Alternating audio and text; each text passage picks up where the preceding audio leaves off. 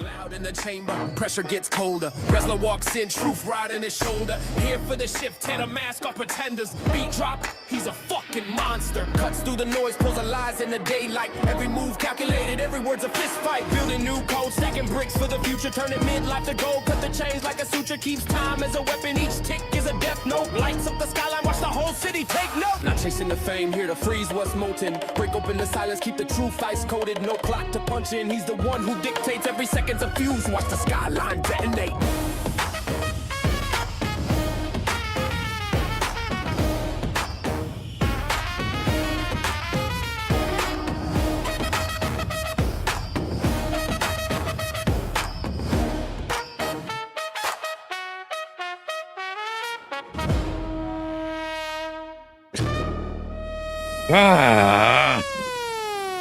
What is going on, everybody? What is going on? Welcome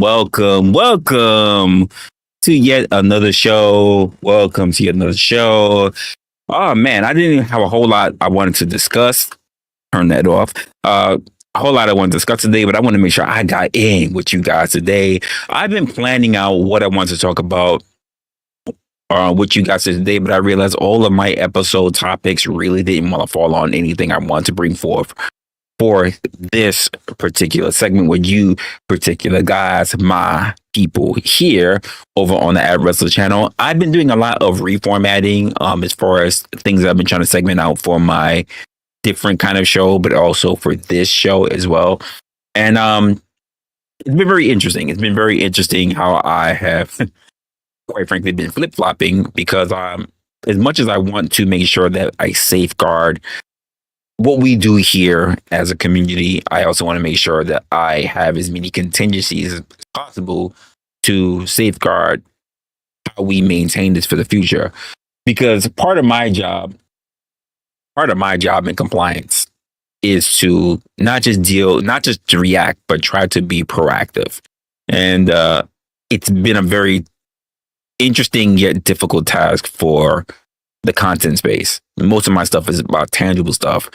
Worrying about things that are intangible has been very, very tricky, because you don't know what you don't know. And when it comes to the physical world, there's a lot of the stuff that I do know because it's already happened for the most part. So I've been trying to work it out from there. With that being said, it's the reason why I did not go live Tuesday. It's part of the reason why I did not go live Wednesday. It's part of the reason why I didn't. Well, yesterday I got tied up in some things and I literally fell asleep. So that's why I didn't do anything yesterday. But I said, you know what? It is Friday. Let us talk a little bit about some stuff. As you guys know, since I have been working with my new employer, I don't have a lot of time to really see a lot of stuff that's been going on online. In fact, the only people that really keep me tethered to the internet space are very, very, very few people. And that would be pretty much OG Do Dirty. That would be pretty much Marathon Kev. from time to time. That would be Locksmith Jeremy from time to time. I really don't get a lot of what's going on in the space from a lot of different people. So that means I rely on you guys to send me things, or if not, when I do manage to get on this particular device, I get to see exactly what's going on in the actual real world. So I haven't really had time to schedule anything out to talk about. Kind of, sort of, not really for you guys for today. I do have some things I want to talk about, but I don't want to speak out of turn, so I don't think I'm going to really cover it for the stream. I do have something that did sit on my feed in a lot of different areas. A lot of creators that I do follow has also covered it. I want to make sure that I pretty much have a conversation about it as well. And I want to make sure that even though those creators, not that they know who I am, but I see them, that I didn't want to really watch all of their stuff to say what I should say about it, because I did not want my opinions to be jaded on it, to be honest with you.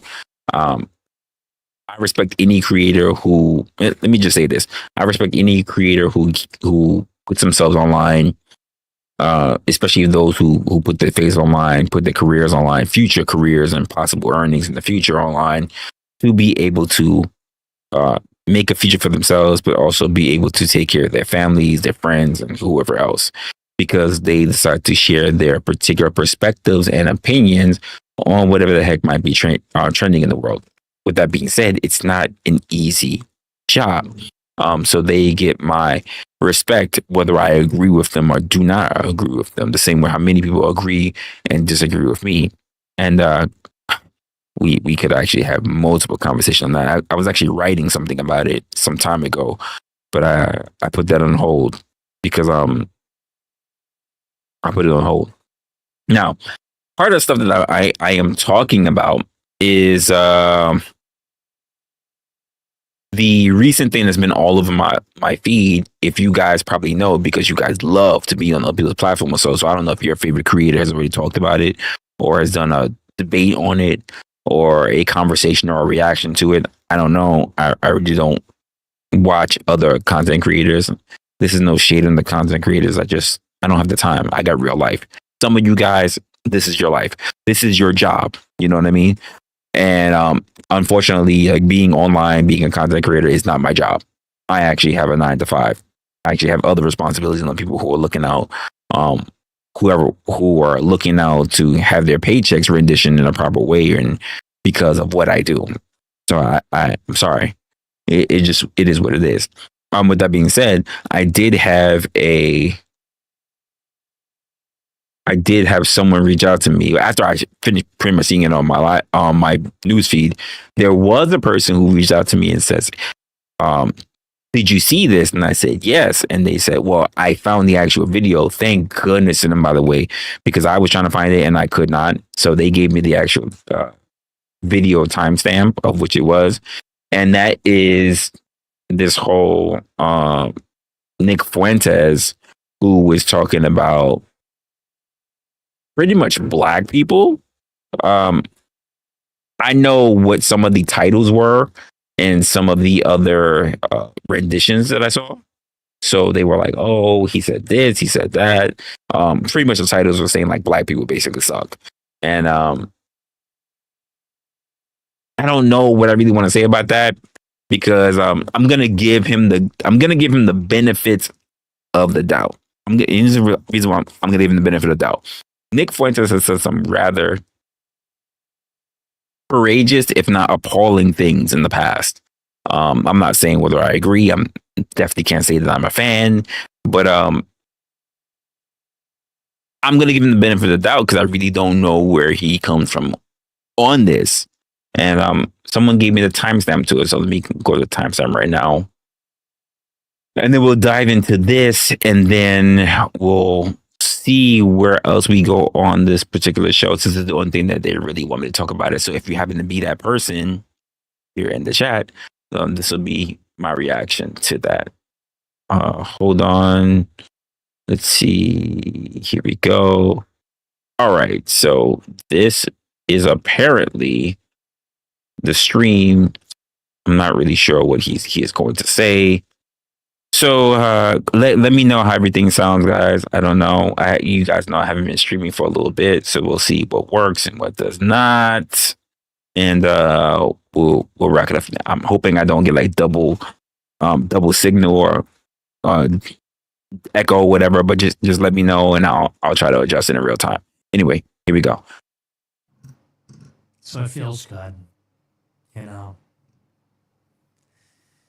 So yeah, all is right with the world. Vindicated again. So it feels so right. And it doesn't even feel good. It feels relieving. It feels like the sense of relief. It's like I could finally breathe. Did I go too much ahead? Being vindicated, you know.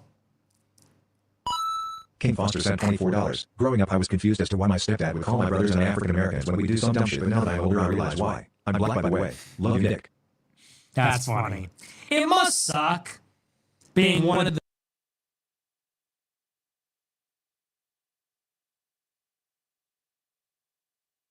Okay, I just heard it myself, so it seems like we have a bit of an echo. Let me see if I can clear it up just a bit.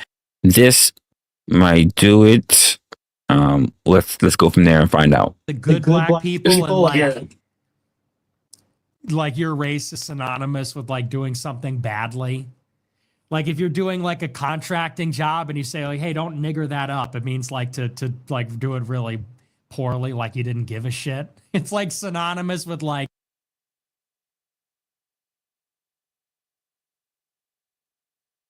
Yeah. Okay. Wow. That was right at the gate. I think we're like less than 3 minutes into the video, and okay, I'm gonna say this is someone who lives in a, I guess you want to part of liberal state, predominantly a lot of black people around, whatever. But I've never heard of anyone quote claim of messing up a job by quote niggaing it up. He used the ER, by the way, the hard R. But I've never heard that. I have heard plenty of ways to fuck up a job, but I've never heard of that particular way of screwing up a job. Maybe it's something that you guys have heard, and maybe and I'm just be honest. I'm gonna just say it.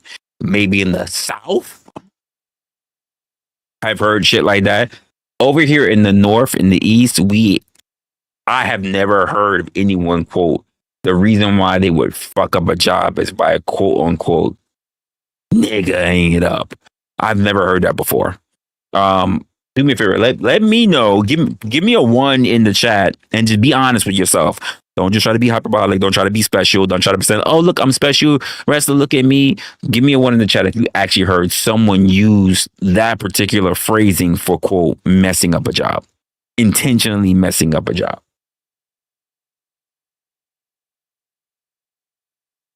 So Brick Clay Foundations, Brick, you say he heard that all the time. I've never heard that. This is the first time. I'm not even lying to you. I'm not even going not pretending. This is the first time I've ever heard someone say that will be a term for screwing up a job. Anyone else? You said you've heard that too, Ruck? It's first time for me. First time. I don't know if it's because I am in a liberal state, so quite frankly, there are more black people around, so people are not inclined to use that type of language. Sasquatch has never heard that before. Peace Dynamo say it wasn't messing it up. It wasn't being messing up, it was being clever. No, I don't think that's what he meant at all. I think he literally mean by like either like you're not even trying. You're not even trying and therefore fucking it up. Like you're doing like below the way it's required of you, below the minimum. You're like almost intentionally fucking up the job. That's from the feeling, I'm gonna say the feeling from the way that he said it, from the energy that he gave it. I could be wrong. From the way that he explained it, it was like there are particular people, black people. Let me say it this way: that there are particular people that are noted at black people from other people who are not black people that would suggest that if you have a black person who's doing a particular job, that they are intentionally fucking up the job, making it harder. That's what I got out of that. And if I'm wrong, let me know. You heard him say it. Is that what he was saying, or am I reading into that? Hold up, let me go back a little bit and let me know if that's not what it meant. I'm gonna listen to it again. King Foster sent $24. Growing up, I was confused as to why my stepdad would call my brothers and I African Americans when we do some dumb shit, but now that I'm older, I realize why. I'm black, by the way. Love you, Nick. By the way, that's crazy. I don't even know how he did that. I don't even know how he did that. By the way, I just want to know. I don't even know how he did that. Because literally, his TTS, his text to speech, is reading out everything. Well, what it says. Growing up, I was confused as why my stepdad would call my brothers and I, and it says in asterisk what the word is, but it said African American. It is so interesting that you have an AI system who is reading a text to speech, not even an AI system, just a text to speech, just reading it, but knew that the word itself should be translated into African Americans, and read the context and read the entire donation out as that, and never said the word niggas at all. I want to say that to me, that was amazing. I didn't even know TTS did that. Had no clue that TTS did that. So shit, I didn't even know TTS did that. That's interesting, but let me make sure I heard him properly. That's funny. It must suck being one of the good black people and like good blacks. Like your race is synonymous with like doing something badly. Like if you're doing like a contracting job and you say like, hey, don't nigger that up. It means like to like do it really poorly, like you didn't give a shit. Okay, so I'm not bugging. He said it. To not give a shit, to like to do it poorly, to like almost like intentionally not give a shit, like, and just end up fucking up the job. So it's not just me. He said that. And I've never heard that before. I've heard of people just like not doing a good job, but I've never heard of it in terms of just black people. I've heard of it in terms of Asians, white people have done it, Spanish people have done it. There's people who are just lazy motherfuckers, but I've never heard of it in terms of a particular ethnicity. That would be a term for, quote, screwing something up. Hell, to be honest with you, I'll even say it in a misogynistic way. I've even heard to say that the job gets screwed up because of you being a woman. I've never heard of the job being screwed up because you are, quote, a nigga, a black person. Which to me, you don't got to be a black person to be a nigga, to be honest with you. And that maybe I just get that because I am here in New York. So to me, the idea of being a nigga is just the idea of you being ignorant, you being a particular way, particular demographic, not demographic in the ethnicity, but like if you live in a particular area where you want to choose to be a particular stereotype. Stereotypes don't need to be an ethnicity, but you choose to be a particular stereotype and you don't choose to rise above that to be better than that.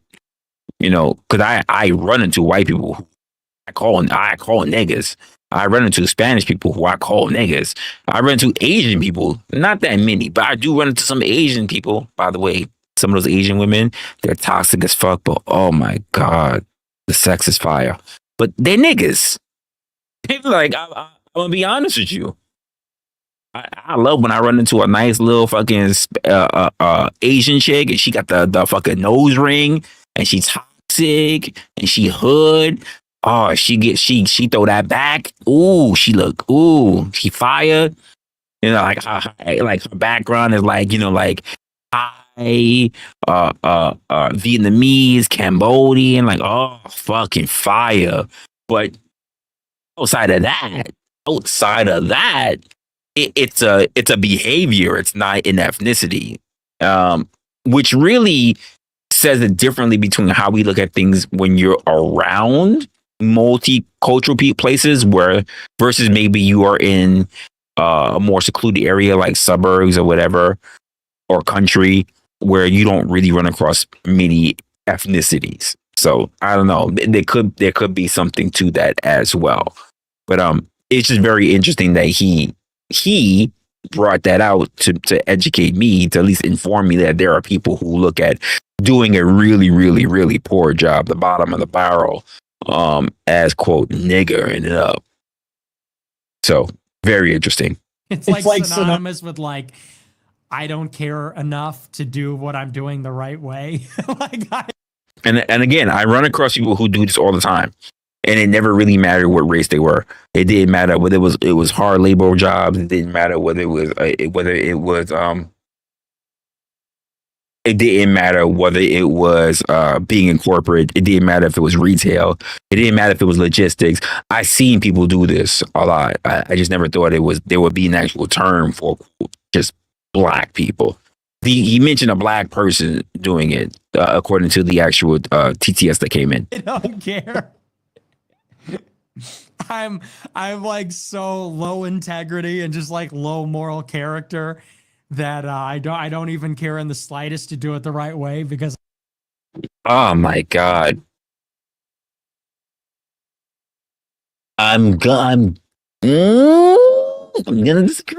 I'm gonna disagree. Like I said, maybe because I just see this as someone who comes from a more multicultural state, the idea of this low moral character, the way that he put that in there, low moral character, that's not just something that is held to black people. It's not. Like I have my angst, I have my issues when it comes to things that black people do. But the fact that he even labeled like as it's just low moral character kind of bugs me, but at the same time I can already think of immediately things that I just do not like that comes from my own people. But maybe he's gonna get a little bit more context. I don't know. I'm like ontologically evil, like I'm abusing you. Evil. You're paying me to do a job, and I have so little honor and integrity that I'm gonna that I don't even care about those things. I don't even care that I'm gonna do an embarrassingly bad job. It must suck to be synonymous with that. But you know what? Let me yeah. Let's take a pause right there. Let's take a pause right there. Cause chat to the viewers, to the chat, to those who are all watching this same time as I am. I know that there are plenty of you who are Caucasian. There are plenty of you who are Hispanic. There are plenty of you who are black. Because I don't really know a demographic of Native Americans sitting in my chat. And by the way, if you happen to be a Native American, not say that my grandmammy, my great grandpappy was what I'm talking about. You're actually to this day born in an actual tribe, Native American. I don't want any of you pseudo Native Americans. I don't want none of you Elizabeth Warrens up in here. If you're actual Native Americans, shout out to you, because I don't really know if you're in my if you watch my content or not. So you guys who are actually up here watching, right? How many of you? Oh, you're not even going to answer this. I don't think you're ballsy enough to answer this. I don't think you're ballsy enough to answer this. You know, I'm going to ask it anyway because this is what I do. How many of you actually agree with the sentiment that since some of you have actually heard the term of gearing up a job, how many of you actually believe that there are just some ethnicities that just don't put in enough work into their job, regardless of what job it is, that it's the ethnicity that makes it the fact that they don't do their job properly? How many of you believe that? Don't be ashamed. This is not even an opinionated episode, but I just need to know. Again, stand by what you say. Be an honest person in the world. Most of y'all got fucking fake fucking names anyway. So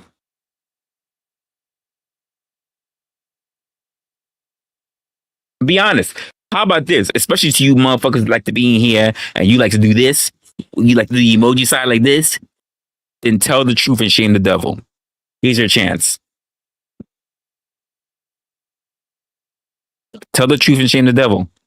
How many of y'all believe that?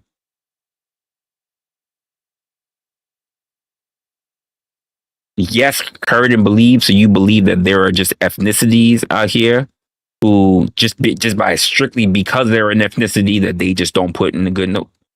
Okay, Corny, you believe that as well. Who else? Who else? So ethnicity, skin color determines work ethic. That's what we're talking about right here. Skin color determines work ethic. Who else believes that?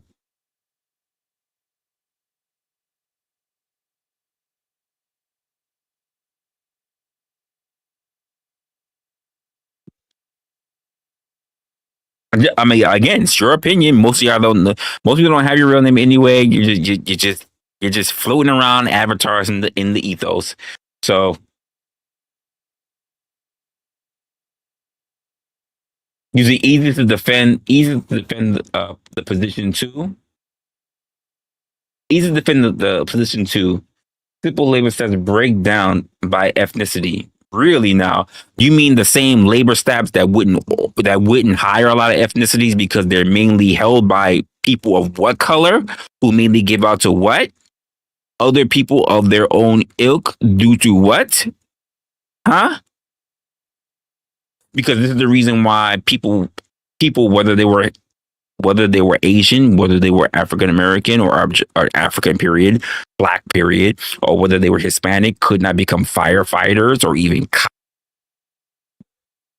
or paramedics because they were held to other ethnicities of a particular skin shade. Does that mean that they were bad at the job, or they were just not allowed to just do the job because it was all about who you knew? And most of the places were held by family. Let's just keep it a buck for a moment. I'm trying to get you guys to exercise thought.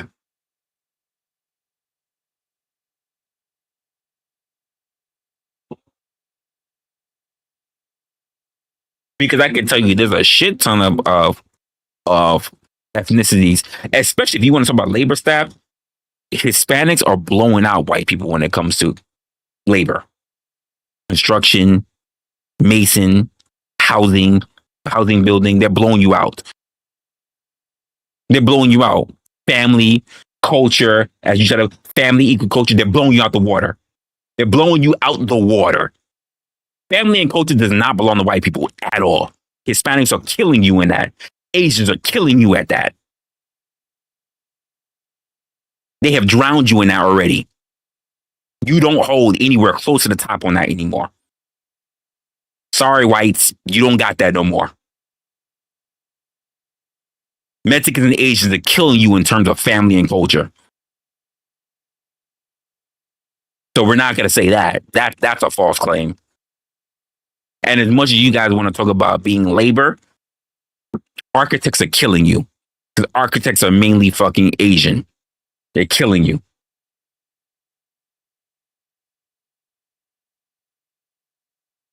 You said Mexicans are known at being hard work. I agree. But the idea of saying that just because of someone of their ethnicity signifies, this is the point that I'm trying to point out, that I need to answer from the chat. Honestly, not. I can tell you that Linda just said the statistics on that. I can already prove that that's wrong. But we're saying that just strictly on ethnicity proves that they're going to do a terrible job. When the majority of houses being built across this nation right now happens to be done by somebody who is not of Black, Asian, or white. Mostly being done by someone who has come from a generation, whether 1, 2, 3 generations down, who happens to be south of the border. Even just cleaning driveways happens to be mainly done. Restoration work, all that stuff mainly happens to be done by people who happen to be south of the border.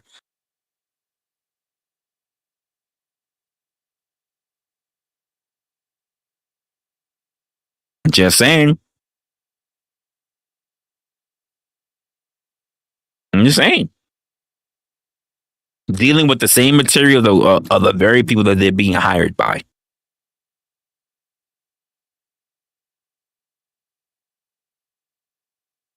You said skin tone is just a marker to describe. When he used the word black, did he say a demographic coming from a particular area? Did he say African? Did he say coming from North or coming from South? Or did he just say black? What does that signify? Did he say African American? Did he say African? Did he say Kenyan? Did he say American? Did he say Black Irish? What did he say? He just said black. So that means the skin tone somehow is relevant towards intellect. That means even if you're born here among every other ethnicity, whether you are born in the city, in the suburb, in the sticks, whatever, among other people, that strictly because of skin tone, you are immediately EQ and IQ points lower. Is that what we're saying? Yes, hyperbolic, intentional wording. Do you believe that? So do you and again, you don't even have to answer this. You don't need to, but would you believe that simply because you are born white versus, say, I'll even put myself into it, I won't throw anybody else into it, me being born black, that you are smarter than I?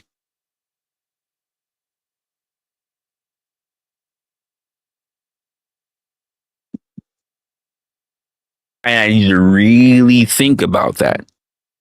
Think about where your education, where your knowledge and what you think begins versus what you assume mind is at.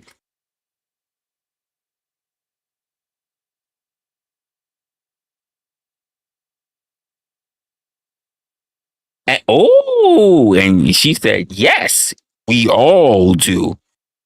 So Linda just spoke for all of you white people. You all believe that. Brick, do you believe that? Hey, Snowman, you've had plenty of conversation. Snowman, do you believe that? As the closest honorary Negro that's been here on this in the chat right now, do you? That's strictly because you are born a particular shade that you are immediately, inherently lower in education? No. Don't say all people, not just whites. That's not the way. That's not the way I phrased the question. That was not the way I phrased the question. I was very intentional with the way I phrased the question.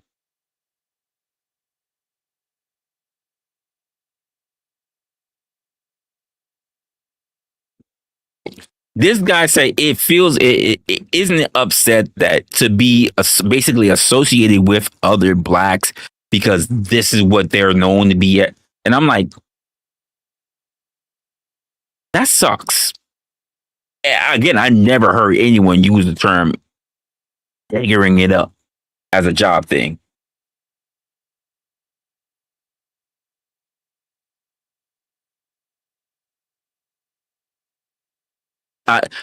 Especially when we have to consider how many things across this world through Asians, I'll say Asians and even black people that are actually contributed to the industrialized world that we're in today. But I'm trying to follow Nick Fuentes' logic. I'm just trying to figure out how many people have already agreed to the fact of simply because that's just really the way he's been phrasing it so far. And I'm not trying to go too far in context of what he's saying because I want to make sure that he can actually give more context as to what he said. I you know me, guys. I like to give care, mercy, and grace. So I'm very curious as to what you guys are thinking before we go on for him to be able to clarify more of a point, if he clarifies more of a point.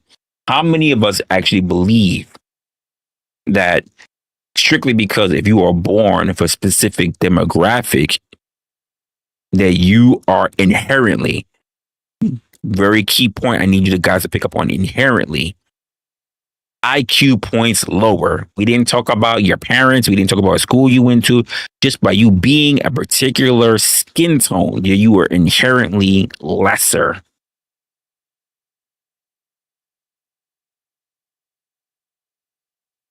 I agree, Michelle. This is what Nick has said, but I'm asking a question to the chat. I agree. We're not in disagreement with that. That's what Nick believes. That's what he said. I don't even know if he believes that's what he said. But I'm asking a question to the people in the chat if this is what they believe. Not for them to pawn it off on someone that they say, well, I know somebody. Well, there are people who I ask you, specifically you. I don't want you to be a representative for people that's not even here watching. I don't want you being representative of somebody else who's on your block, in your neighborhood, in your community. I'm asking you to talk about this community as a person who's here in this chat. What do you personally believe? Do not pawn it off on somebody else. I ask you specifically. What do you believe? I didn't say, what do you know? If you know anyone else who believes it, I didn't ask that. What do you believe? It was what the question I asked. I didn't ask you to represent somebody else. I didn't ask you to be the committee spokesperson for somebody else in your block, in your neighborhood, in your county, in your district, in your state. I didn't ask that. What do you believe? That's what I asked.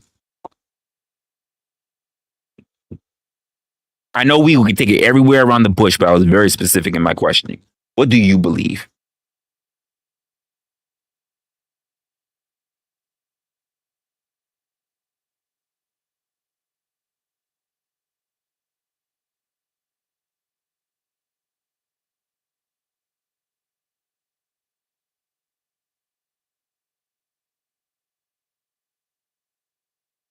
Again, he may be all that.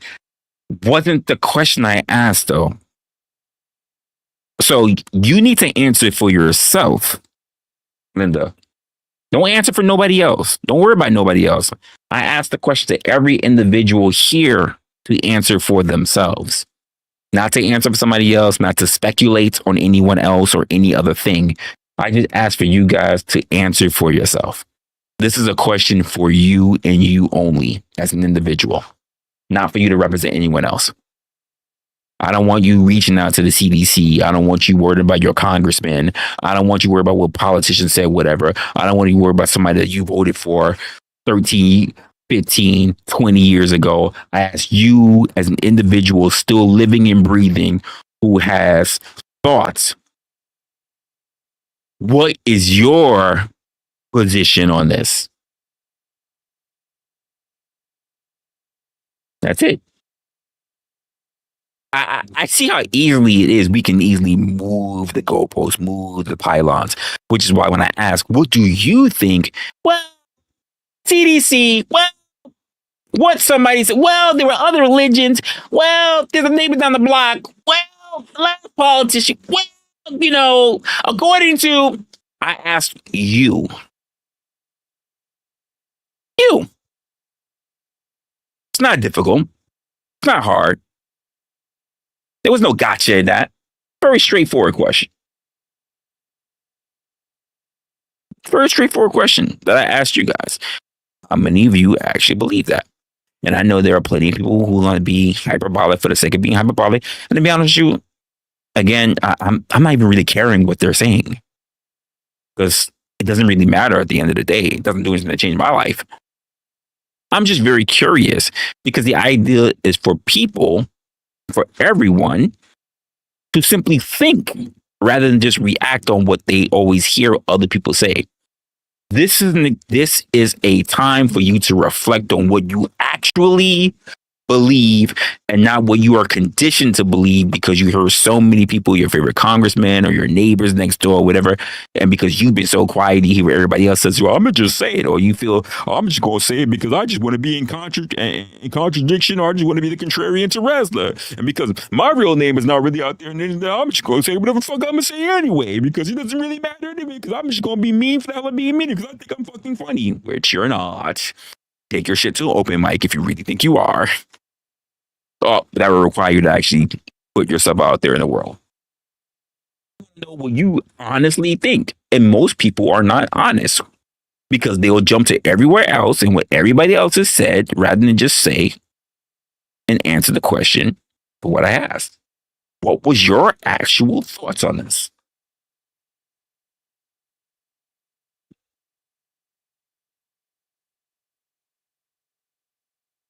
Again, you're allowed to have whatever position you want to have. It doesn't matter. I can't judge you. I'm not the devil or Jesus. I ain't sending you nowhere. I've dealt with plenty of fucking assholes in the space and outside the space and the real world, and I will continue to do so for as long as I draw a breath on this planet. I'm just curious as to where you fall. I didn't even ask you why you believed it, by the way. I just asked you where you fall. Don't answer for someone else because they didn't ask for you to defend them. Where do you fall? That's it. So let me ask the question again. How many of you believe that strictly on the basis of color, of skin tone, that people are, quote, intellectually inferior? They have less IQ and I'll even say this, EQ points, strictly based on skin tone.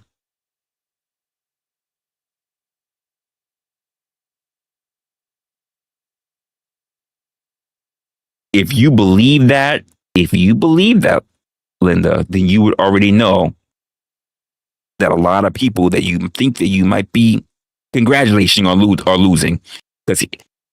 Because race evolution has already had backed up evidence and written testimonies.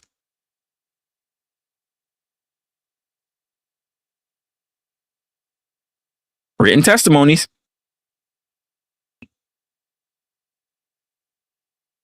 I'd be very careful. Race is more than a skin tone. I agree. But that's not the conversation of what we're talking about. I agree that race is more than a skin tone. That's not what Nick is talking about. But if you were here earlier, I understood that.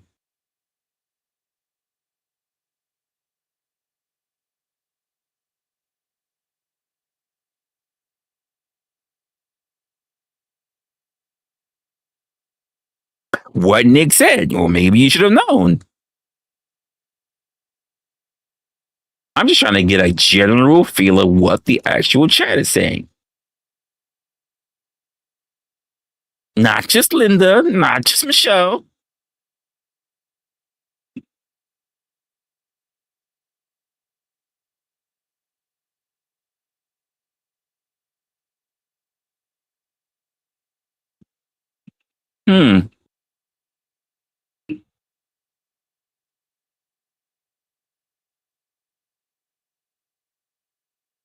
Oh, it's more than that, crazy mama. It's more than that.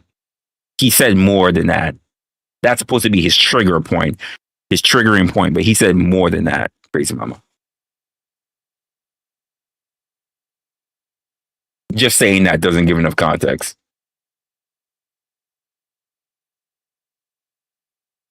All right, let's see more about what Nick has to say. Not all black people are that way. It's just they're kind of known for that. White people do that too. Hispanic people do that too. Okay, all right. But you guys get the bad rap for it. So it's a shame. I really do believe, look, I think black people are not irredeemable, but there just needs to be brutal honesty. It's like, look, these black people are really struggling and they're turning into these maniacs. It seems like they don't do anything right. They're obnoxious, they're rude, they're inconsiderate, aggressive, cruel.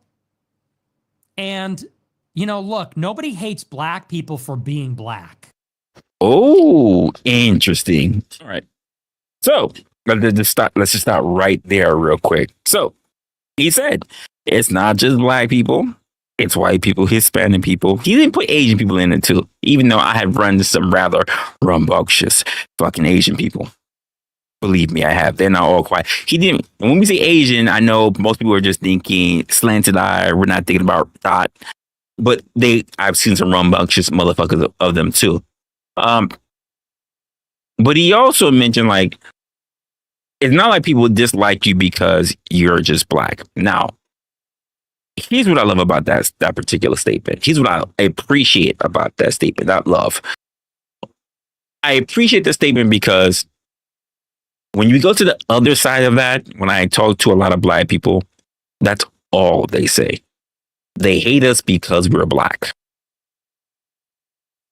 There are things that he said earlier in this particular, this small portion where I gotta say I agree with.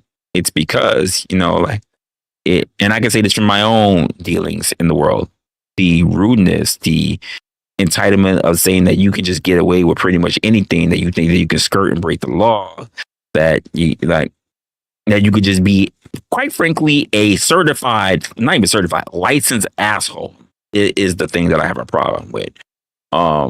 Me personally speaking, as a black person. And I know there are blackity blacks who are not even gonna like the fact that I even mentioned that, because they want to believe that it's simply because you're born black, then that means you need to defend all of the blackness and other stupid stereotypes and other bad behaviors that follow along with it. And I'm like, no, at the end of the day, I'm a human being. Survival is the most important part of anything else. And as a person if you don't know who I am, I support my nation first. And as a nation, I am a citizen under this nation. I am not black first. I am a citizen first. If I need to be black first, then I don't know where else I could go, since black people are everywhere. Now, black people only came from one area. We can have a conversation, but since black people are everywhere, you can find them in China. You can find them in Korea. You can find them in Japan. You can find them in Europe. You can find them in Greenland. You can find them in Canada. You can find them in Mexico. You can find them in fucking Antarctica. You can find them here. Which means they don't just stem from one area. Just need to put that out there. I think it's a behavior of trying to protect a particular culture, which is denigrating. Because I gotta say, I've never had a problem with really anyone else more than I've even had with my own people. For multiple reasons, by the way. Oh, I know this is not something that black people even want us to admit. Oh, why are you saying, Resla, how are you saying online that you got so much problem with other black people? You're supposed to keep the hope alive and not supposed to say anything about your own. But no, I never had a gun pointed in my face until I have dealt with a black person. I have never been robbed outside of my life until it was a black person. I have never had a knife to my throat until it was a black person. I have never had to worry about getting thrown out of a club because of a big fight or a riot, if it must have had to do with a black person. When I walk down the street, I don't think of Asians or white people being the corporate side I have to be worried about. There are some Spanish people. I watch out for you mofos as well. Outside of black people, especially if you YNs, if you walking in a group, depending on how I feel, depending on how prepared I am, I might walk across the street, or if not, I'm just going to walk through the middle of you, but that doesn't mean I'm going to have my guard down. So there might be some aspects of what Nick is saying that I might actually agree with. But to the point of what he said even earlier, saying that is that a matter of IQ points? Is that a matter of just, quote, niggering it up? I don't know about that.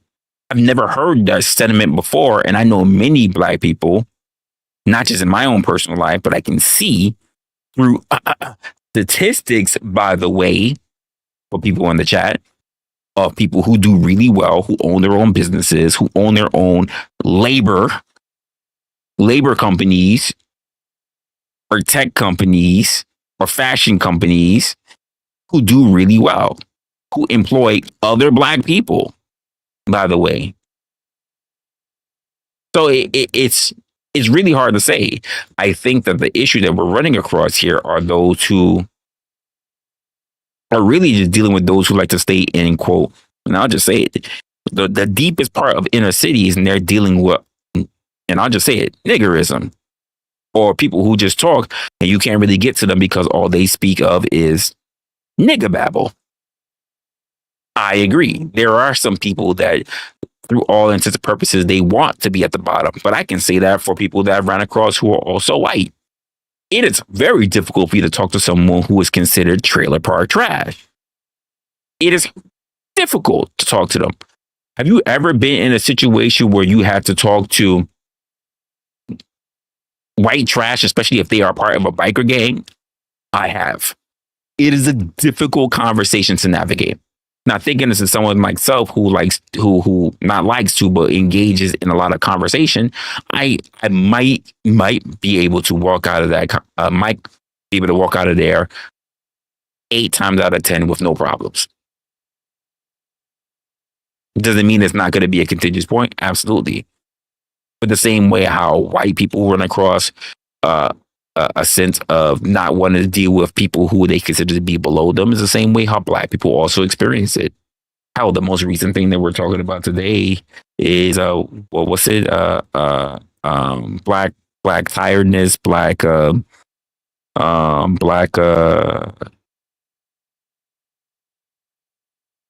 Negro fatigue, but black fatigue. That's a real thing. I've experienced that. It's one of the reasons why I don't bother being in the Bronx no more. Not that I won't experience it depending on where, if I lived in particular areas of Brooklyn, but even I've experienced that. You just at some point you just need to not have to worry about not I wouldn't say not looking over your shoulders. I think it's a healthy thing to not walk around and be naive. But the idea that every time you walk out your house that you have to worry about, if I take the elevator, I'm gonna die before I even get outside and smell actual air outside of my apartment, like that's an issue for me. And I've been said the problem with this, by the way, is not of the fact of the gangs or those people or the people who want to have that kind of rough life and celebrate and glorify it, by the way. I've said this before. This is nothing new to those who've been watching me long enough. I put the onus, the blame, the accountability on the communities.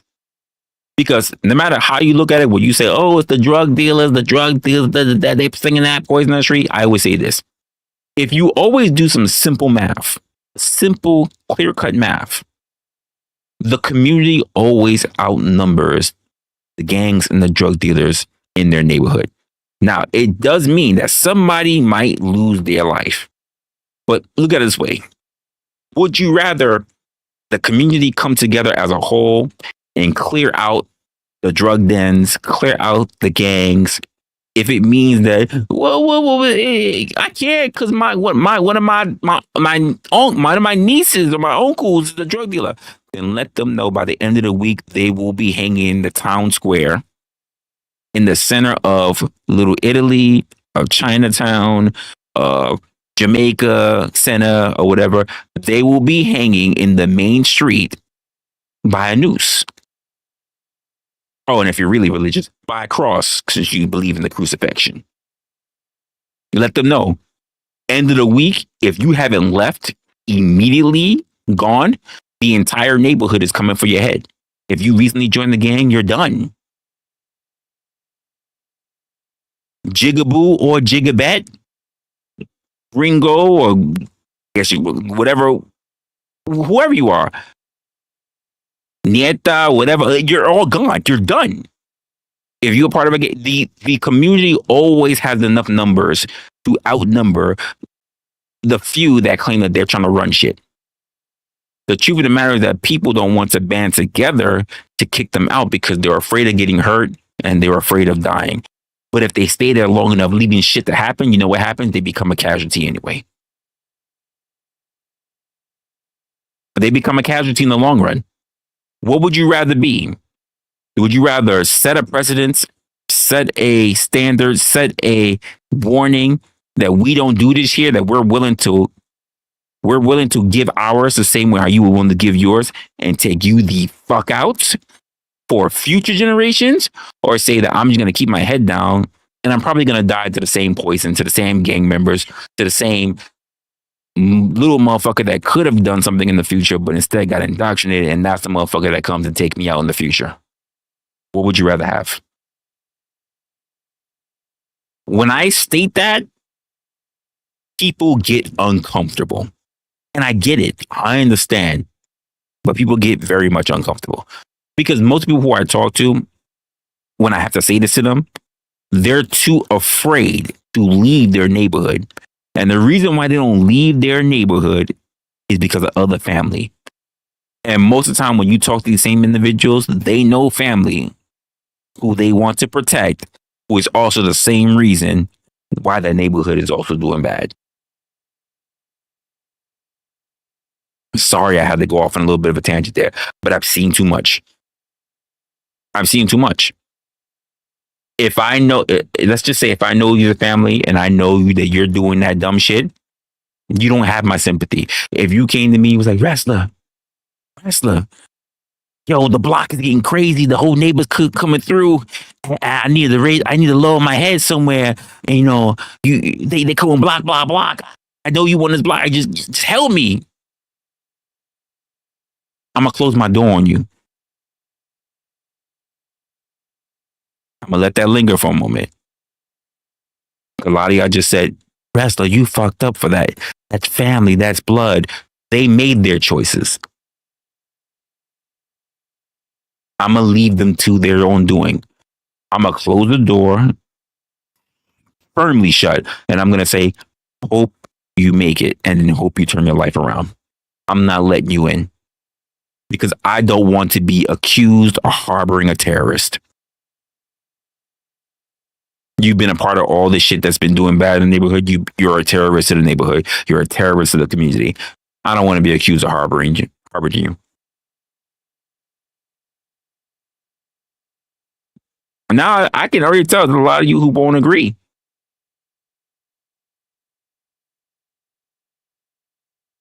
But you make your decisions. You need to be very much aware of your consequences. You want to be a big man, bad boy, big man, bad man, then you fucking live by that to the end. You don't get to renege and back out at the last moment. You don't get that choice. You don't have that option.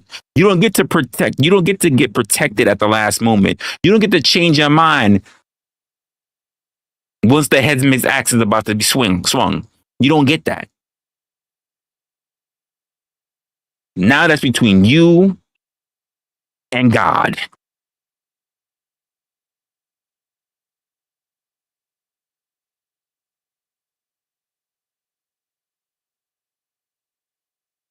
The most I have to do, say if you was my nephew, the most I have to do is go to your daddy that you left a long time ago to go play in the streets and do all the dumb shit. And I got to go to him, my brother, and say, I am so sorry that we couldn't save him or her early. But the truth of the matter about life is that not everybody gets to make it.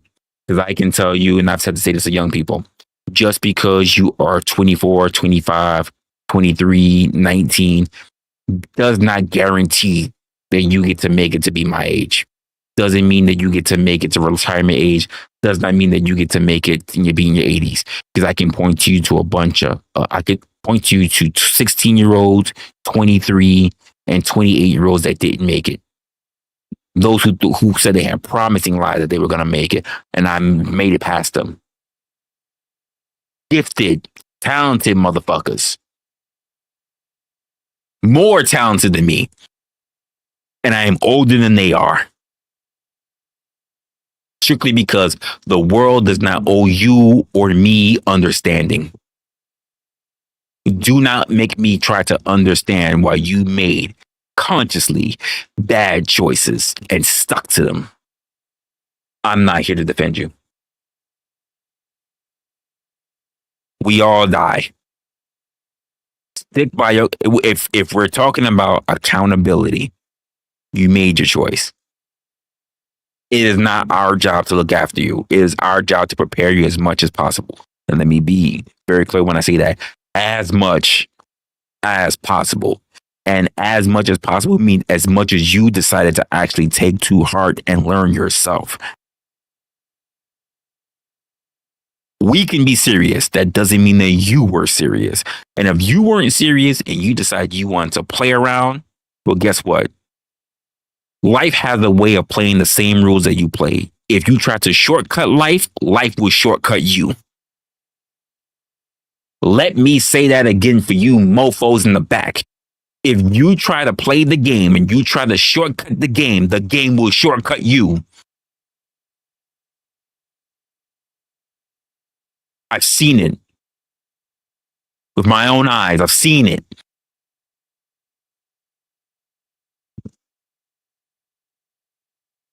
Anyway, what was Nick saying? If there are people like that, I think that's exceedingly rare. And I don't consider myself one of them. The reason that people have negative attitudes about black people is because most people's interactions with black people are negative. Most people's interactions with black people is when you're stuck in traffic and you see a Nissan Altima speeding down the shoulder. And you say, what the fuck? You're not supposed to do that. If everybody did that, it would just be another lane. And, you know, not everybody can do that.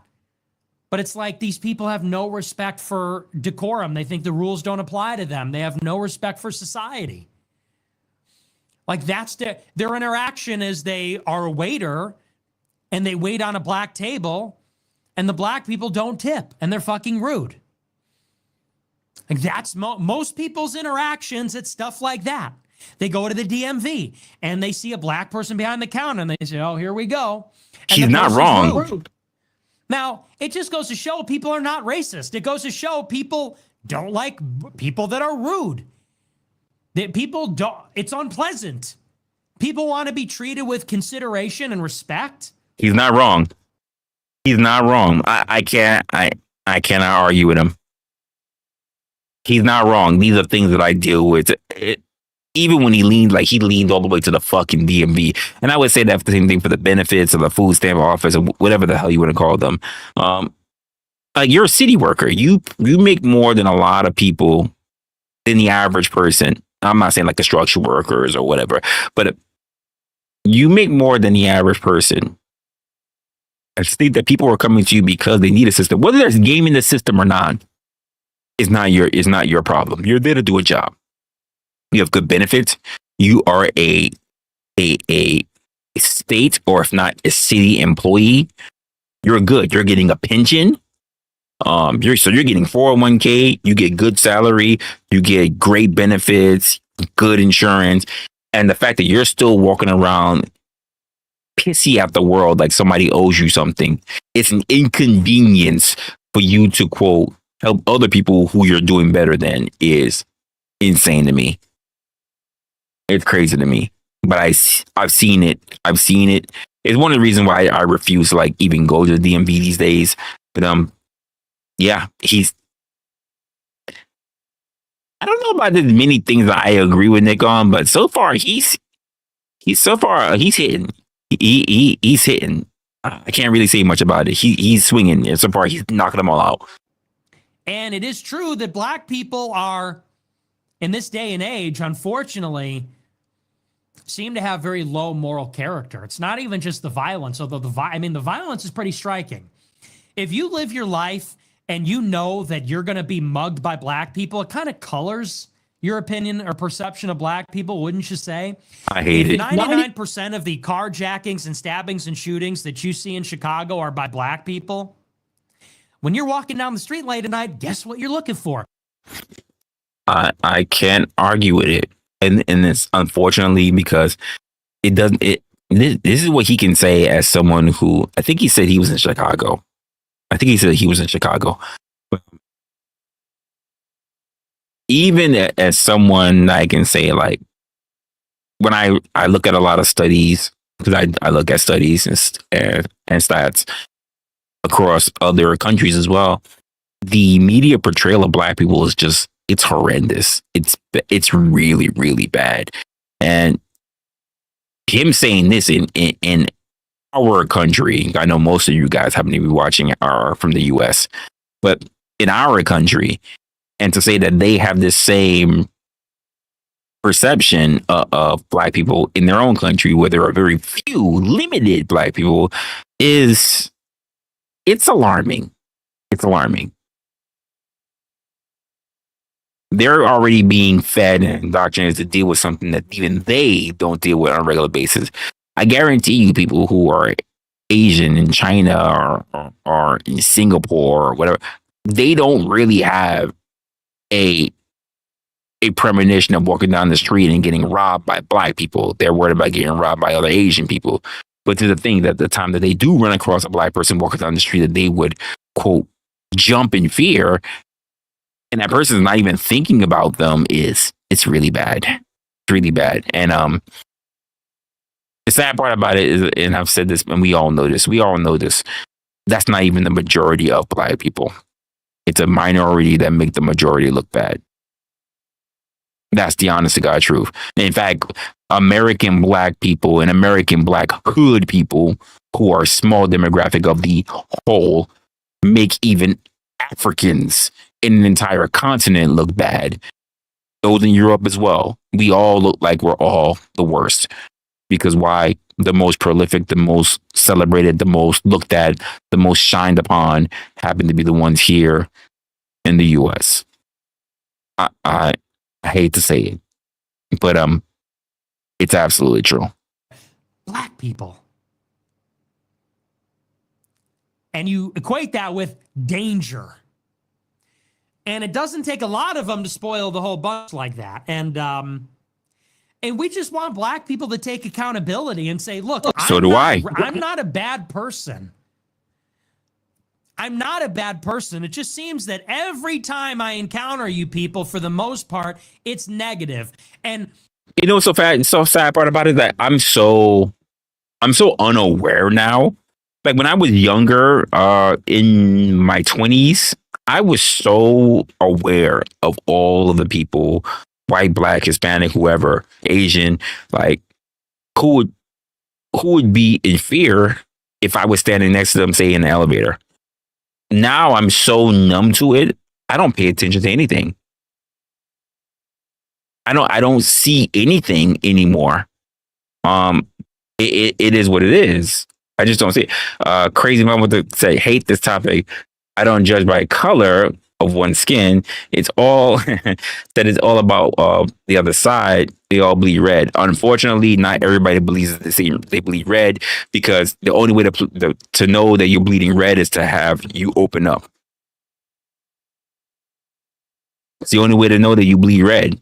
Apparently, people don't believe that you bleed red until something happens to prove it otherwise. Unfortunately. And then on top of that, here's my funny part about it. The people who even want to say that, you know, we need less or whatever, I always say this. You can only say that so long as you never step out of where you're from. So I say this to Latinos: if you walk out of your major Latin country, then you're entitled and you're obligated to deal with people who don't look like you. If you are black and you leave Africa, you are entitled to run across people who don't look like you. If you are white and you decide you want to leave those areas to go to other areas, you're entitled to run across people who don't look like you. For some reason, and I even had this conversation with somebody before, just because you're majority does not mean you're all. What do I mean by that? I ran across a white person, and we're not even talking about descent or where they came from, whatever, because I know you guys like love to look at genealogy and shit like that, which makes no difference about where the fuck you are today. Who you came from has nothing to do with you today. Let me say that again. Who you came from has nothing to do with who you are today. Because when you die, you're not going to go back there. Case in point.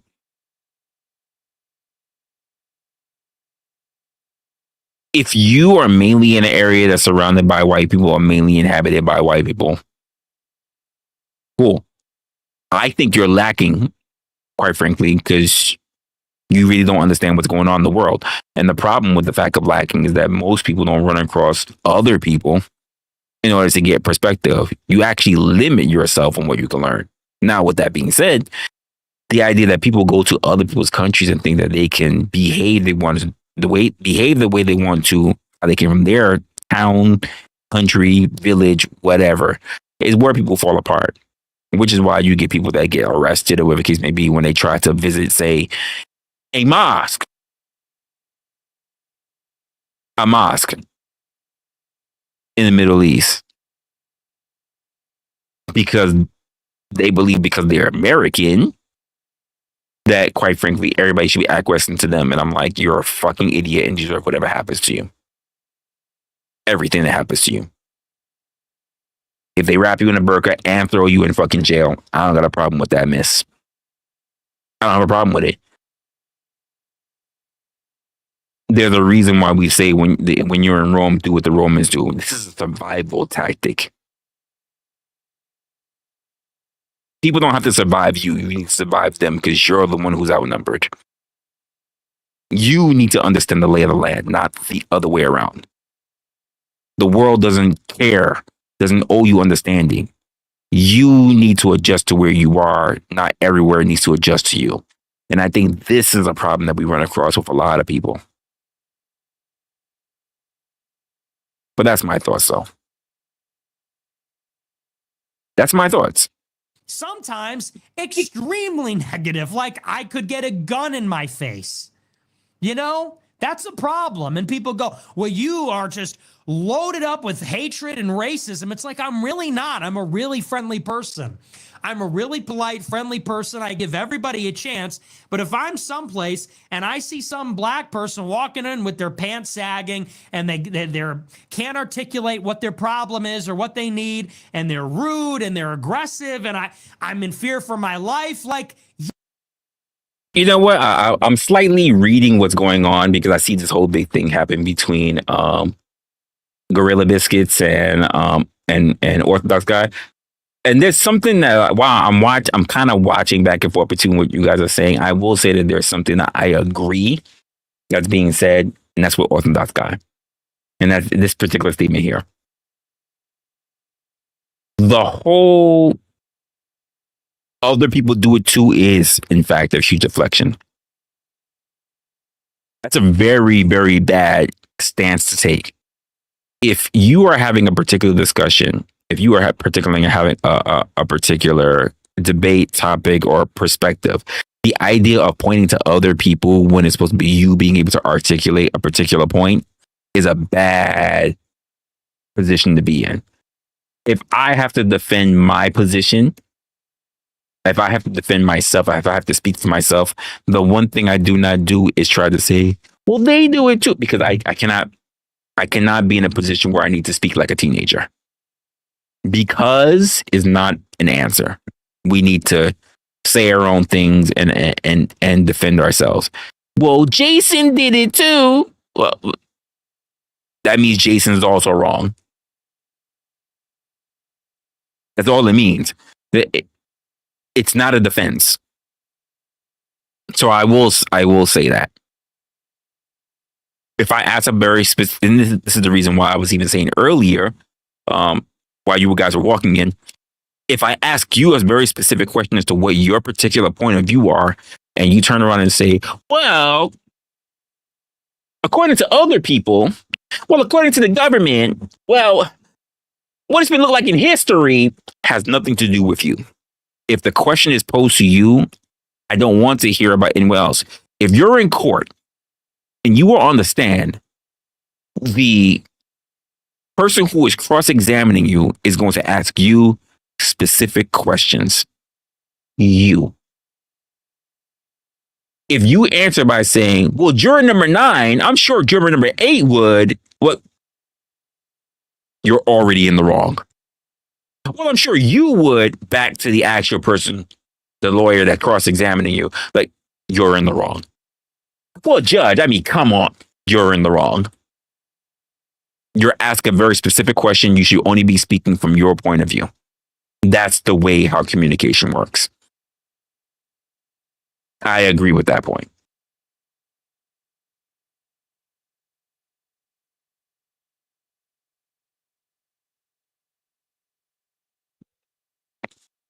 You said, yeah, but that was a response to an assertion he made.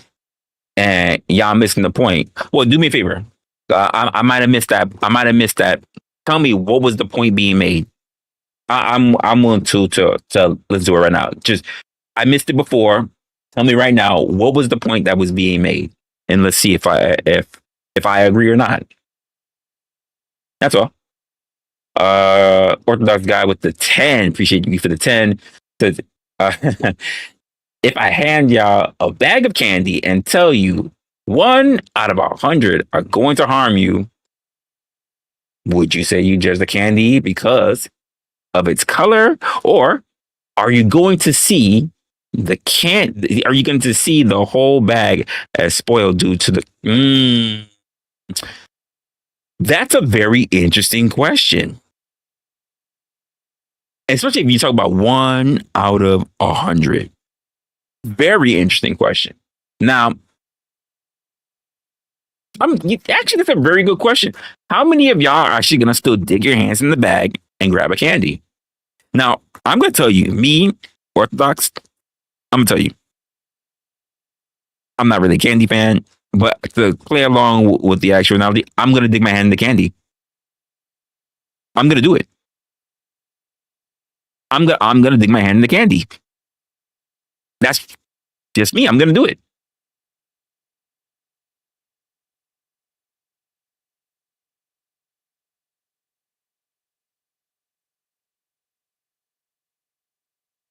Let's see.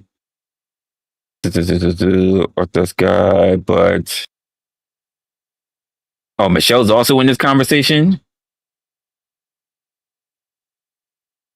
See, he said it himself. I'm not sure what I said myself, what you were talking about. He just making sure people know. Not really sure what you mean by that. You said, okay, that certain behaviors like not tipping or being rude onto a ways that aren't just associated with. I agree. I agree with that. I agree with that. This is I agree with it, but there's very nasty. Because I've seen old white people. Actually, I've seen younger or middle-aged white people. I haven't really seen Asian people. No, that's wrong. I haven't seen one Asian woman do it, but that's not enough to call it a good stats on it to say there's a good consensus. I've seen Hispanics. I've seen white. I've seen some Hispanic. I've seen how some Hispanic do it. I've seen white. I've mainly seen a lot of black people do it as well. And actually, that's not. I'm actually wrong when I say that. When I say mainly, because men I've seen pay. I've seen men tip well. Black men tip well. Black women, it's touch and go. So yeah, there's something about that. Well, let me read the rest of it. You say, and I don't think it's necessarily a culture that they're from. People do for things. People do for things. Let me see if there was more to that. Oh, for all types of reasons. I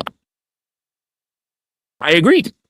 I can only talk about what I've seen, especially because I've been exposed to a lot of demographics being in New York City. I've seen a lot of people do a lot of stuff. Unfortunately, and you can say, you know what? You know what's one of the things that I think that is that helps spread that helps make it a thing. It's not the city you're from. It's not the demographics group. Let me tell you what I think pushes it forward. Comedy. I think comedy is because comedy gets traveled, comedy gets pushed on the road, comedy does a whole bunch of stuff. I think comedy is also a big thing that pushes the narrative of stereotypes. Actually, let's quick little thing. Let's do a little sidebar on that. How many of you guys? Let's do a quick sidebar. Do you believe, or are you in the mindset to think that comedy, because we all favor comedy, I don't know anyone who's against comedy. Let me just say that much. I don't know anyone in the world who is against comedy. You have to be put yourself in that bubble. I don't imagine you're watching my content if that's the case. But I don't know anyone who is against comedy, especially with all you guys who are terrible at trolling. There's no way I believe that a lot of people here are against comedy. But comedy is also something that pushes narratives and stereotypes. True or not? True or not? Comedy is also like anything else that pushes stereotypes, the news, whatever. Comedy is also a good force for that. The idea of people saying that Asians pussies are slanted sideways is comedy, but we all know it's not the thing unless you never fucked an Asian before. Hey, whatever, you don't know what you're missing. Linglings are good. Linglings are very good. But the idea of saying that their pussies are sideways, or that they're all shrimp dicks, the men are shrimp dicks, or saying like all black men are all mandingos. I mean, I got a big dick, but I can't talk about all black men having a big dick. But it is what it is. Or the fact that saying that all Mexicans or all Hispanics or all border jumpers, but like there are nasty jokes that are made in being jokes, but we have to admit that as our favorite comedians, especially as they travel, they tour, national, even worldwide, that they're also the progenitors of stereotypes. It is. There are also people who spread stereotypes. There, as we say, like the worst thing that can happen to a person, because there's no way to really prove it unless they actually do the deed, is rumors. And comics are actually people who actually spread rumors as well. So that's something we also may need to look at. Comics also spread rumors. They don't have to be true. They just need to be funny, and they need to seem or feel relatable. I'm just saying. So it's something to look at there. It's something to look at there. Do I want to believe that all white guys are cucks? In my personal experience, the only white guys I've dealt with had the white guys I've dealt with in those situations. They were cucks. they were cucks in those situations. They weren't anyone else. Does that mean I could have ran across an Asian guy who was a cuck? Possibly, because I damn for sure would have been digging out his white girl or digging out his Asian woman for sure. For sure. I would have been trying to hit that back. I would have been trying to touch her cervix. I would have definitely, absolutely, depending on how cute she was, that is. But to say that now all white guys are just cucks, I'll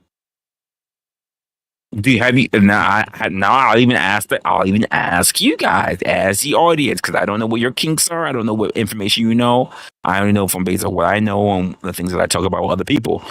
Have you known, or better yet, not better than what you know, have you experienced people who are, say, cucks? We're gonna go down a whole bunch of different stuff. We're gonna ask. How many of you actually experience people or have heard of on a wide demographic of people who were cucks who were not white? One, if you have mainly only heard white people being cucks. 3, if you mainly only heard of someone else being a cuck.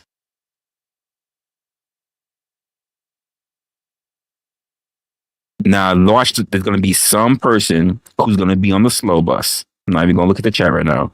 Somebody's going to be on the slow bus is going to say 2, which is why I purposely said 1 and 3. Someone's going to touch 2 just to show that they're on the slow bus. This is what I said, just to be noticed. I mentioned this earlier in the stream, guys. 3, 2, 1. Let's take a look. 69, 5. So we got a lot of people in the slow bus. 2, 5, 69. This is why I know you all failed at. This is why I know the majority of you guys who already answered that, you don't even have high school diplomas. I know this. A lot of people are walking out here with no high school diplomas and GEDs. I get it. I understand. This is America. I understand. If you guys couldn't stick around to get your diploma, how am I expect you to fucking get your GED? Never mind, get a fucking pass your SATs. So I get it.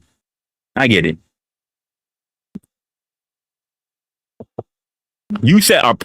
Here's the problem. You set a problem with authority. I gave you choice. If choice is authority, you failed. That's what I said. You failed. You failed. I already know you don't have a GED. You don't have a diploma. Even when given your own choice, autonomy, you failed and called it authority. You literally was given the option of choice, and you failed. You pissed on yourself. You were given the option of pulling down your pants and pissing into the toilet, and what you did was pissed all over the toilet seat and barely got anything into the toilet. You failed. Given the option to be able to do something on your own, you failed. And no one even forced you. That's the sad part about it. That's the sad part about it. You had a choice. This is the reason why. This is the reason, by the way. Just want to point it out there to you saluting Americans. This is the reason why people want to say that people deserve to be in a fucking dictatorship. Because given choice, you always choose wrong. You make the point. You make the point. Given the opportunity, just to spite your own face, you deserve to be in a dictatorship. Because you want to believe that you're a rebel. You want to believe, oh, look at me, I'm a rule breaker. And that's the reason that when the real time happens, when the real choice really comes down to, you're not going to be able to choose. Because you want to be so much to try to prove that you're a radical, you're going to wind up in a dictatorship. Just pointing out your future, folks. Just pointing out your future. I just wanted to run that little bit of an experiment. I knew what was going to happen. I knew it was going to happen. You did not fail. You did not even disappoint. Not even a little bit. Not even a little bit. So I know most of y'all are gonna be in the gulag because that's where you want to be. Because when the time comes for you to actually make a choice, you will always choose what is detrimental to you. Thank you for proving my point. Let's hear more. Yeah, I have a problem with all of that.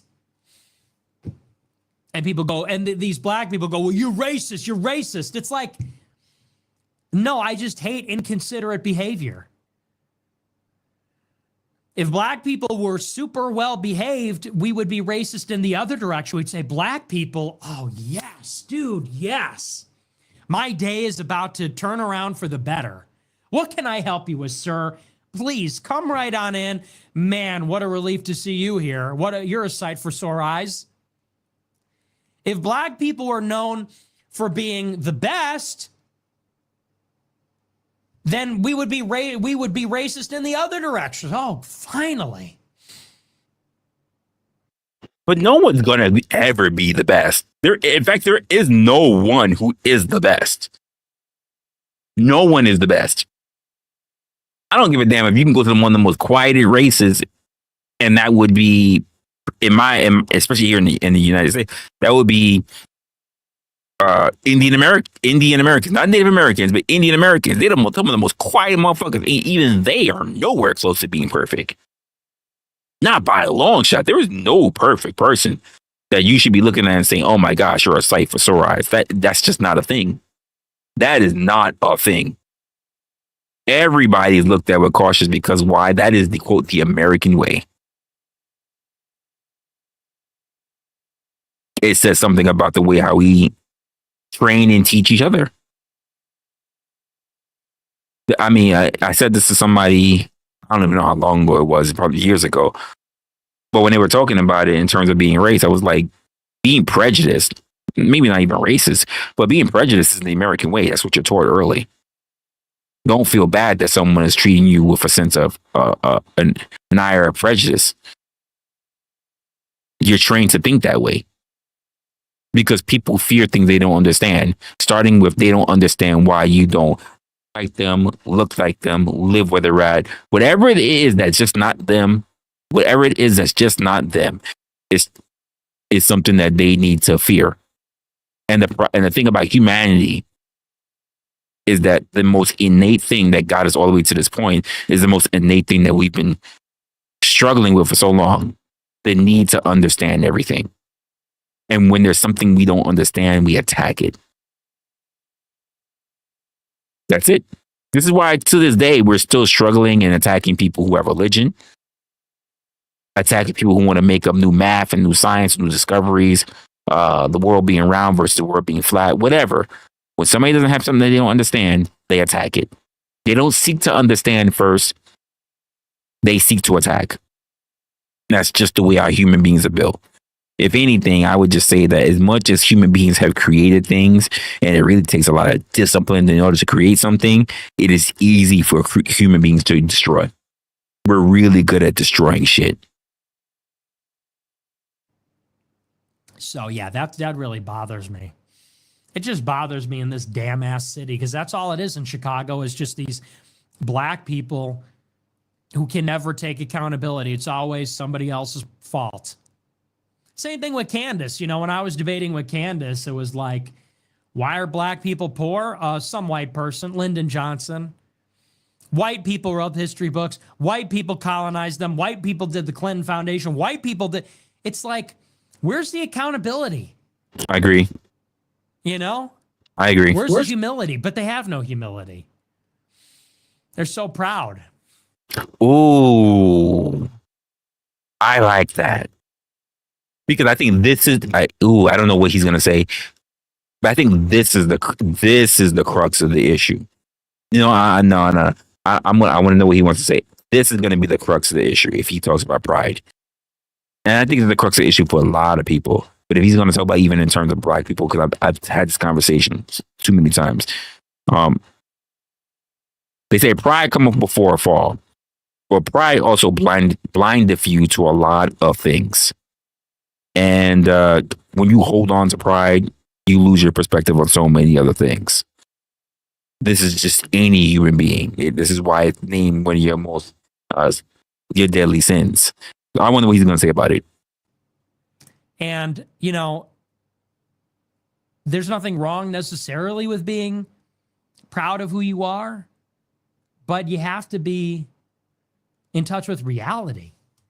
So anyway. Yeah, but that's true. But I appreciate you, man. I love all real niggas, you know. I love, if a black person is respectful and considerate, I treat them like anybody else. I know that sounds really racist and old school, but it's just true. I think everybody's the same. If you encounter, if you're like, let's say you own a store and a black person walks in and they have a clean cut haircut, and then they're wearing normal clothes, and they walk in standing up straight, and they speak to you respect. If they say, "Hey, excuse me, can I have some help with something?" Well, would any one of you say, "Get out of here, you black piece of shit"? No. You'd say, "Yeah, sure. What's up, man?" That goes for anything. Uber drivers, restaurants, Disneyland, water park. I mean, you name it. But no, what you hear them coming down the way because they're on speakerphone always. It's never like that. You hear them coming 3 blocks away because they're screaming on speakerphone or playing their music. And you turn and you do one of these. You go, and you I look can't at your stand white it. friend.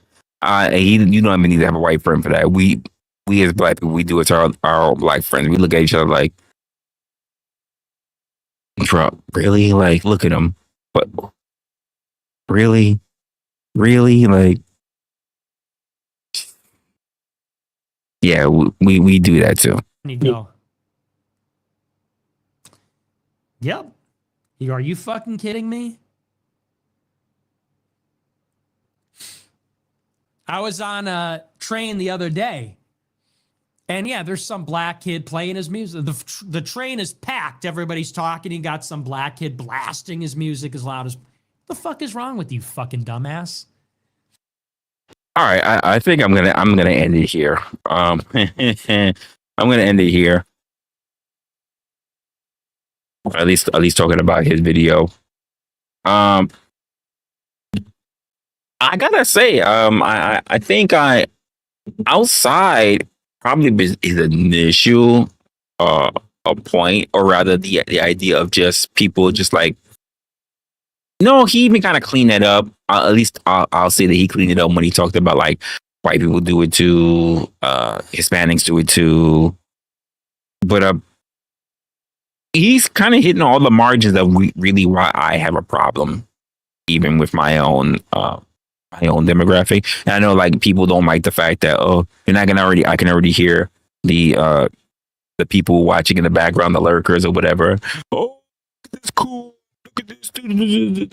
You know what the problem is. And the idea that you think that regardless of what it is, because of skin color, that you should defend all the nasty and disgusting behaviors that actually not just hold your people down, but also hold you back. And think that by all means you should defend everything just because they're a black person, I think is appalling. I am the opposite. I don't even follow that for family thing. If you know that there was a family member who did the egregious thing of feeling up on children, things like that, I think that person needs to be excommunicado. Now, I didn't say killed. I didn't say hung. I didn't say any of that shit. But they should be disassociated. They should be kicked out from the family. The same way how I say the same thing for these people. I think if we run across black people that are just not indicative of being quote the best of us, or are holding up to a status quo that makes us look good in general, they need to be kicked out. Now, if I had it my way, you would be kicked out, not just from the family. You would be exiled into an island.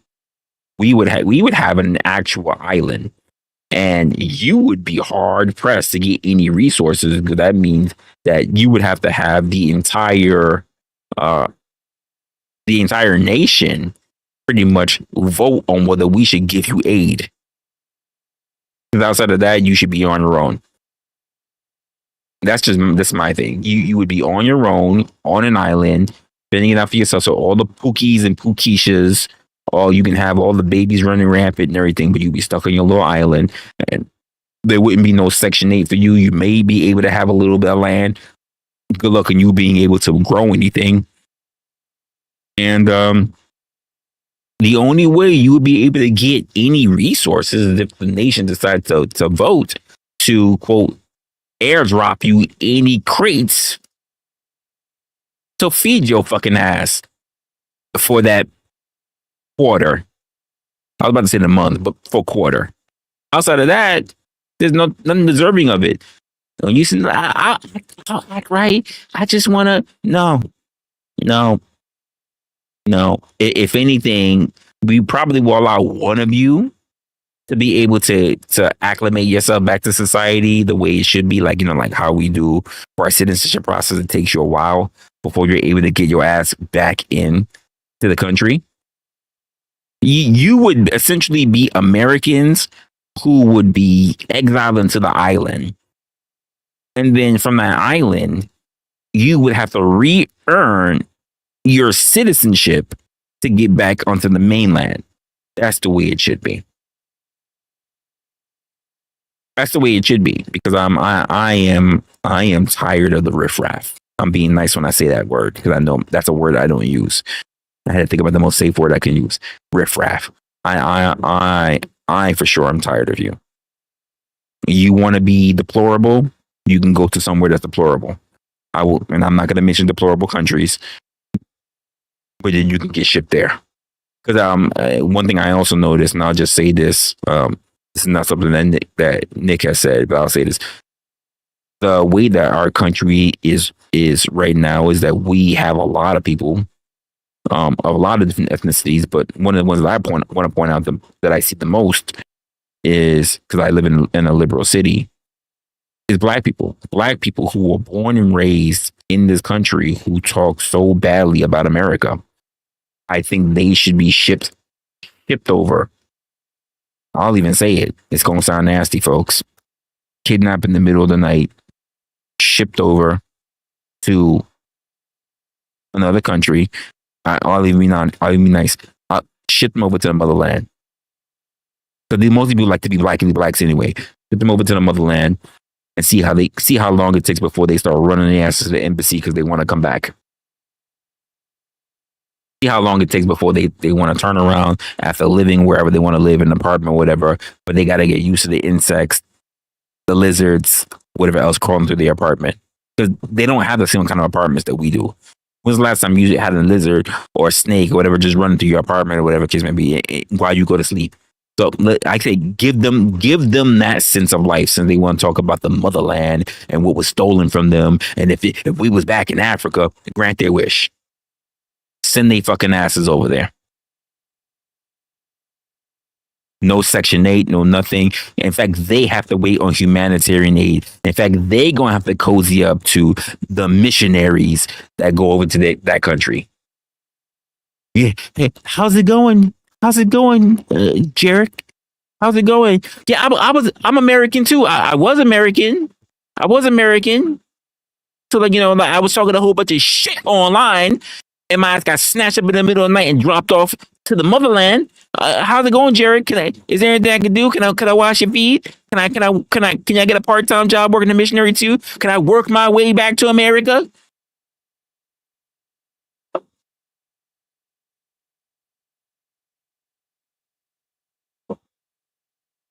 Because I run across a lot of black people who talk very nasty about this country. I do not have respect for people who are treasonous. Oh, Michelle beat me to it. I don't like it. Talk shit about your president. Talk shit about your governors, your senators, your representatives, all that shit. You can talk about how you don't like the way the country's being run. I don't have a problem with that. But when you turn around and say this is the worst place to be in, I say test that theory. Test that theory. I don't have a problem when you saying everything that's all wrong. But when you say this is the worst place, I'd rather be somewhere else, cool. We need to test that theory. Because everybody I know who leaves this country, even on vacation, when they come back, they say, this is the greatest place to ever be in. I love being here. But the people who never leave have no problem saying how they would love to be somewhere else.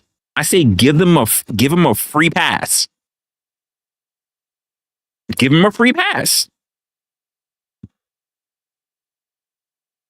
Give them a free pass. Because the problem that I have with a lot of black people that run across is that they've never actually been outside the country. Oh, they may have taken a cruise. They never really actually been. Oh, I want to go to the motherland. We'll give you a free trip there. Free fucking trip. You want to talk shit and say this is not great? That's cool. When you say I'd rather be anywhere than here, got you.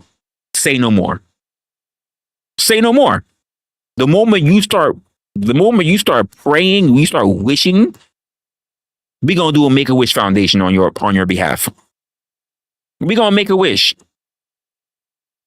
We want to run a whole fundraiser for $1 a day. You too can get a person who doesn't want to be here anymore. Talk all the shit that you want, but when you say you don't want to be here, we're here to make a wish. We're making a Make-A-Wish Foundation, because I can talk all the shit I want. There are a lot of things I don't like with my government. You know what's one thing I don't really say? I don't want to be here anymore. That doesn't come out of my mouth.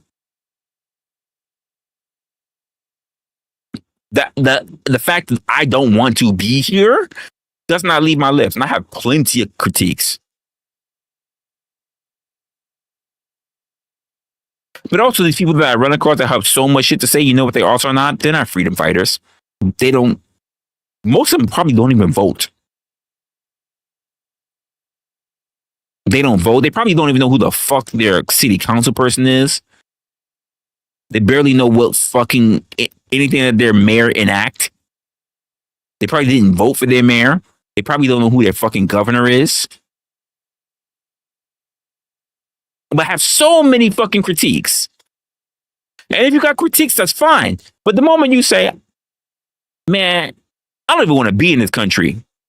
You just signed yourself up to the Make-A-Wish. We gonna have you in the Make-A-Wish Foundation. We gonna drop you off somewhere, and you have 1 week to make it to the embassy. 1 week.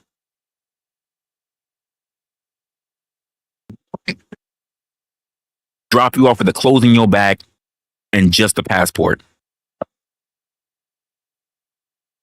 You got 1 week to make it back to the embassy. Hey, by the way, to you motherfuckers that love reality TV show, that's one right there.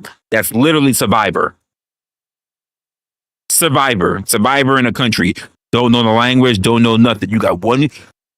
We got 17 contestants. 17 contestants that said that they don't love their country. So in Uzbekistan. We're dropping them off in the Middle East. We're dropping them off, and they have 1 week to make it back to the embassy.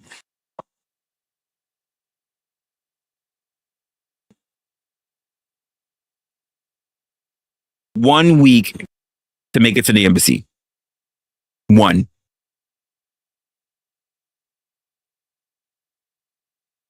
This is International Survivor.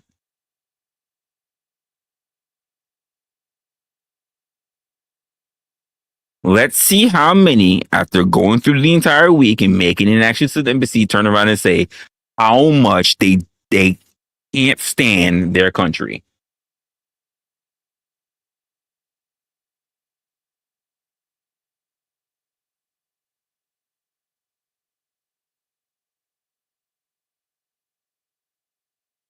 We'll call it Nomad Survivor. We're talking about the people who don't want to be in the country, giving them a week to make a decision whether they want to come back to this country. All they got to do is make it to the embassy. Nothing in their pockets except the passport. 1 week. Start the clock. 1 week.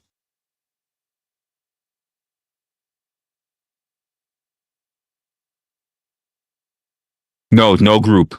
No group. They all get dropped off like hundreds of miles away from each other. In fact, they don't get. It's no group working together. No group. They get dropped off. You know, like they kick you out the airplane, and we'll have the chute automatically open. We'll count how many kilometers gone by. We'll kick the next person out. Count how many kilometers come by. We kick the next person out. Like they'll be all like far apart from each other, and they all won't even know that they're all there. So they'll all be working for themselves.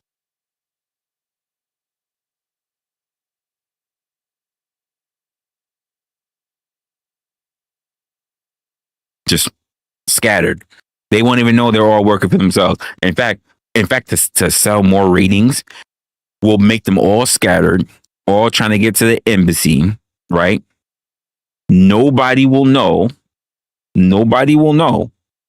They just know they're individually, that they're in a bind and they need to make it to the embassy. And we'll even say the first person to make it back to the embassy within the week gets a cash prize. You know, you guys love your prizes at the end, but we won't let them know that. It was just like surprise. You get a cash prize because you made it back. You were the first person to make it back to the embassy. You get a cash prize. Don't you feel great to be an American?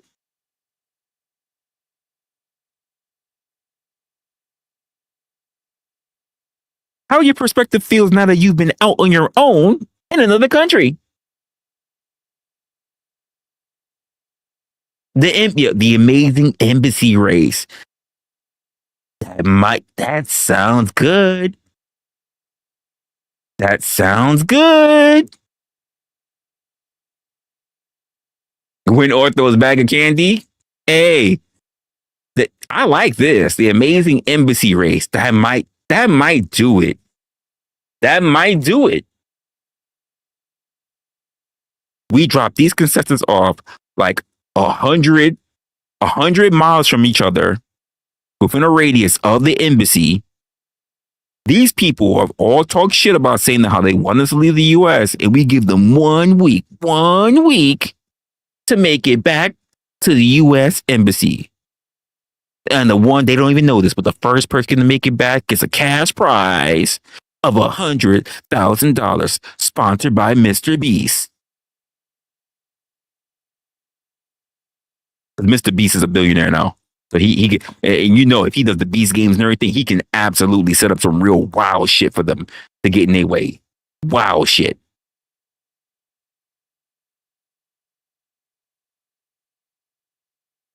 He can set up some really wild shit. He could set up like fake rebels and everything to get in their way. It'd be like American Gladiator. You know, get them in the old Ford pickup trucks and pretend like they're chasing them down.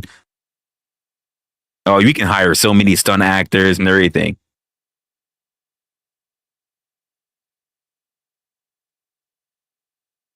Hey, write it down, write it down, write it down. You get fake actors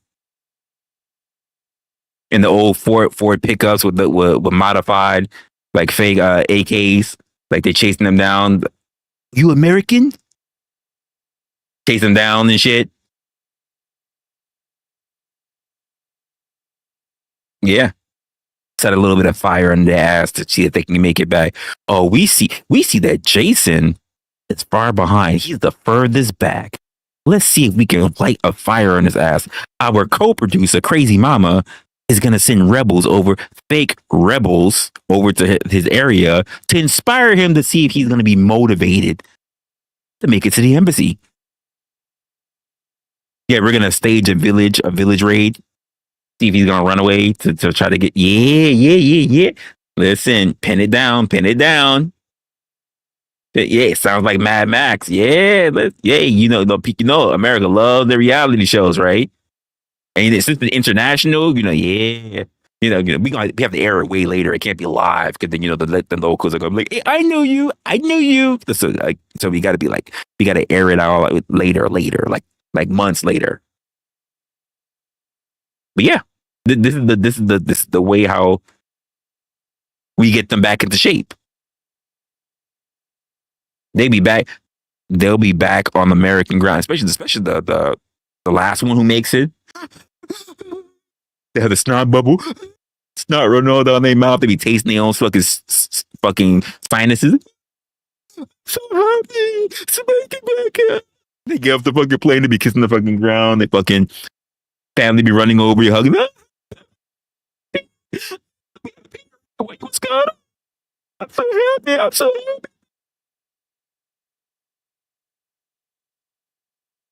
That's what happened.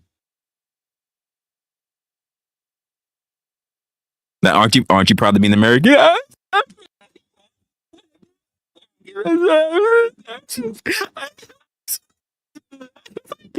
can't wait to 4th of July.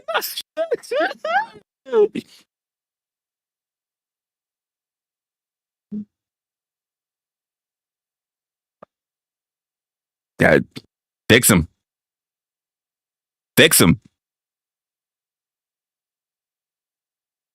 Fix him. And for those that decide to stay, we do like the where are they now? The where are they now episodes. So we go back, check on them like a year later. Yeah. And we have Jessica that she gave up and she said she's gonna stay in Jerusalem. Where is she now? She's all changed up. She got the burqa on. She all converted and booed up. She doesn't leave her house at all.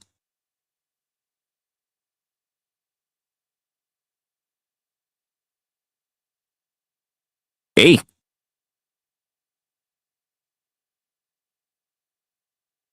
She be like, it was American law and now it's Sharia law. I used to like Jude law. Now I like Sharia law.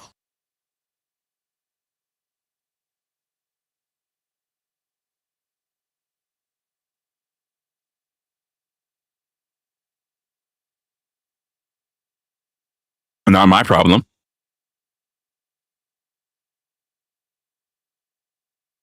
Not my problem.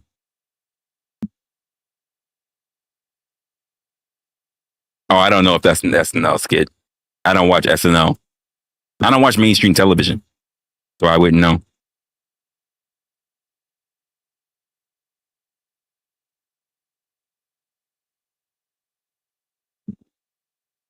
And that's it. Now, that'd be enough for them.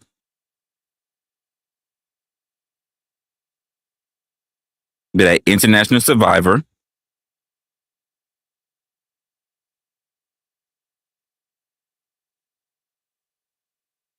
The amazing what you said, the Patriot race? Yeah, the Patriot race. Absolutely. That'd be it.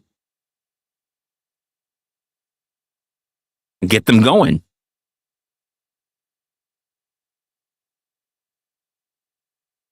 Get them going.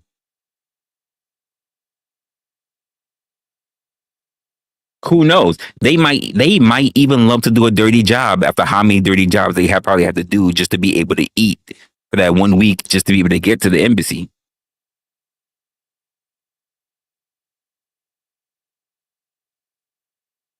I didn't even like cleaning my kitchen, and I thought my place was dirty. But after everything I went through, not a problem.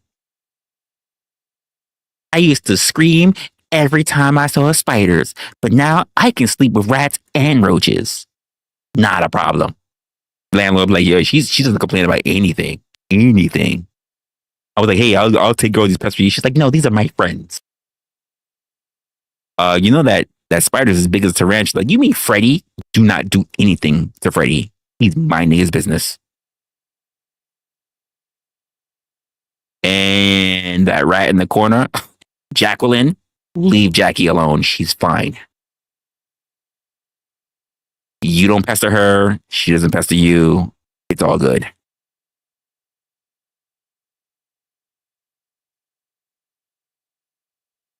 Have a different outlook on life.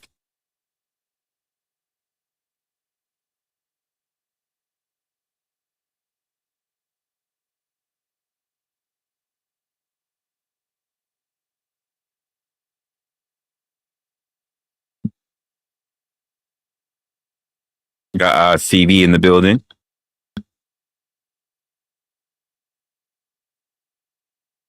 I'm just saying. Some people just need to get an awakening. Because a lot of people who are here that be talking all this bullshit about not wanting to be part of this country, they never even lived in the country. They never did any hard labor in their life. And I'm like, oh, okay, cool. We're not even going to give you the opportunity to work hard labor. We're just going to ship you off to a whole other country. So that's what you asked for. Make a Wish Foundation.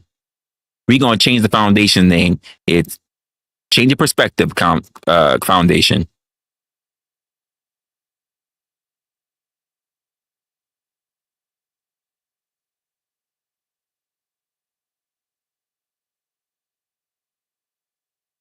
Wait, what? So we can have real patriots ready for a rescue, and then they be required to take their GED, choose vacation and straight workforce as reward. Hey, hey, listen, and that's if they choose to have it.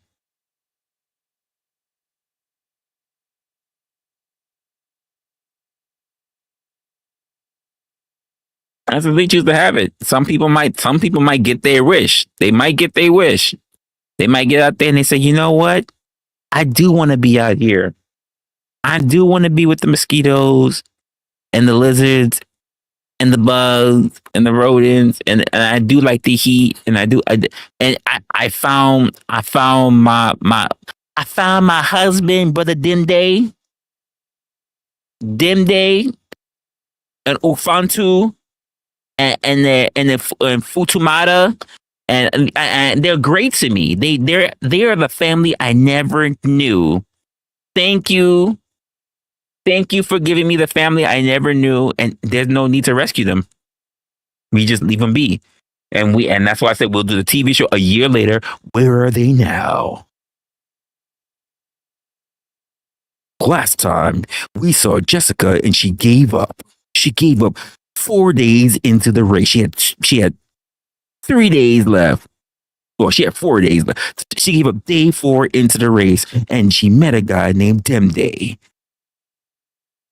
It's been a year. Where is she now? Probably catch her somewhere in Africa and she's good. Catch her later on and she's dancing with everybody else, popping her booty in the air, carrying shit on her head. Oh, she happy. She happy. Look at the white girl. Let's go. All right. Yeah. All right. She happy. Listen, not everybody's gonna make it. Not everybody's gonna make it back. And maybe they'll be able to adjust. Maybe. There are gonna be some people that just not gonna make it. They not gonna make it. Last time we looked, we saw Jasmine, who was strong and independent, and we dropped her off where? In Sudan. A year later, where is Jessica now? She's a housewife. Quiet as a church mouse. When we saw Jessica last, she was very outspoken. Now she's quiet as a church mouse.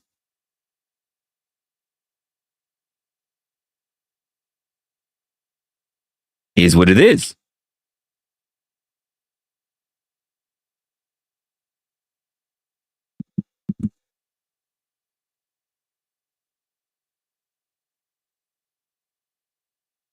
It is what it is. And that is okay. Because some people just need to learn. I figured out that people who travel don't talk all that shit. Even if they travel within their own country, they don't talk all that shit. It's people that never been anywhere, that hasn't gone anywhere, and probably don't plan to go nowhere that talk the most bullshit. What's good, David? That's what I learned. So we got to give them a little excursion, something that they won't pay for themselves. You got to give them excursion. And we don't give them the best. We give them where they're looking.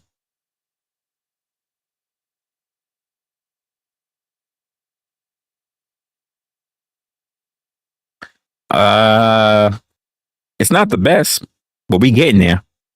We're getting there. Not the best, but it will be someday. Someday. That's the dream. That's the goal.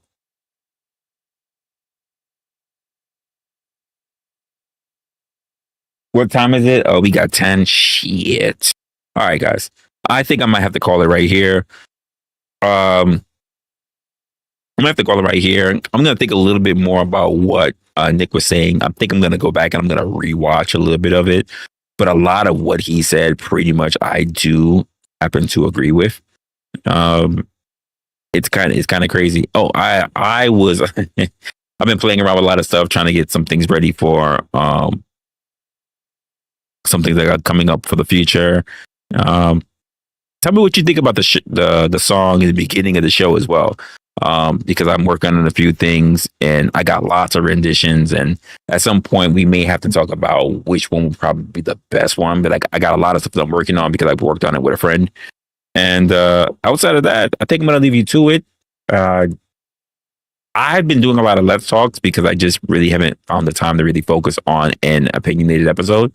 So we'll see what happens from there as well, whether I can get one up. Every time I think I got something in my mind that I want to get started, I never really get to the point. What the hell?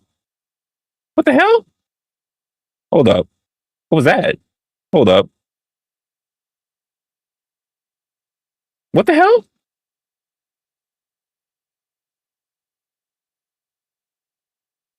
What the hell? That was weird. Oh, I got empty blocks. Oh, I'm gonna have to fix that. I got empty blocks. Huh. I don't know what the empty blocks are, so I'm gonna have to fix that.